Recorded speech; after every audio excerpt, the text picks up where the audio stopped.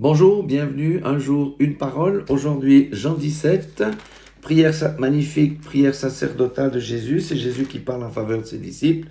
Et le verset 15, il dit, « Je ne te prie pas de les ôter du monde, mais de les préserver du malin. » Alléluia.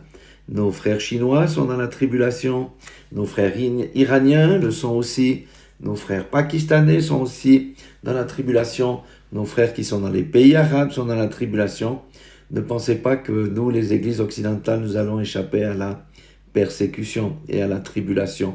Ce ne sera pas le cas parce que nous voyons que la haine de la parole de Dieu est en train de grandement monter en Europe et aux États-Unis aussi.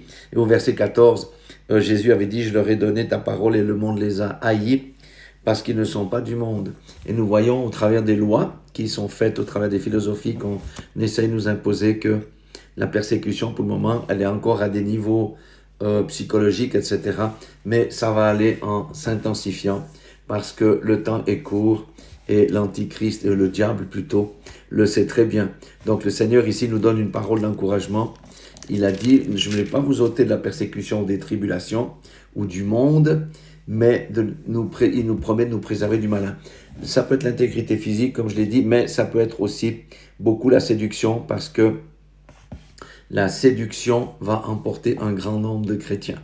Et quand il dit préserver du malin, je préserve votre salut. En fait, vous n'allez pas flancher. Je vais vous donner la force, comme j'ai donné la force à Joseph, comme j'ai donné la force à Daniel, comme j'ai donné la force à Shadrach, Meshach, Abednego, comme j'ai donné la force à tous mes héros qui ont su tenir durant tous les siècles qui nous ont précédés face à la terreur, face à la persécution concernant la parole de Dieu. C'est pourquoi dans notre ministère, nous préparons les âmes à être forts, à nous tenir sur la parole de Dieu, à être dans une bonne relation avec Dieu, être en intimité avec Dieu, afin que cette merveilleuse parole, nous soit garantie.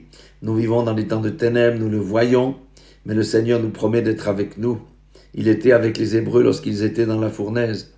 Il était avec Daniel lorsqu'il était dans la cage au lion.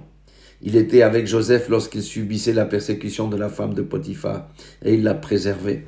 Voilà, c'est une excellente parole, que le Seigneur nous aide, mais nous, de notre côté, faisons notre part, approfondissons notre relation avec lui, marchons dans la consécration, parce que la pression va venir et beaucoup vont lâcher, parce qu'ils n'ont pas des racines solides en eux-mêmes. Ça ne sera pas votre cas, ça ne sera pas mon cas, parce que le Seigneur sonne la trompette, alors écoutons-le. Soyez tous bénis dans le nom de Jésus-Christ de Nazareth. Je vous aime et plus que tout, Dieu vous aime. Amen.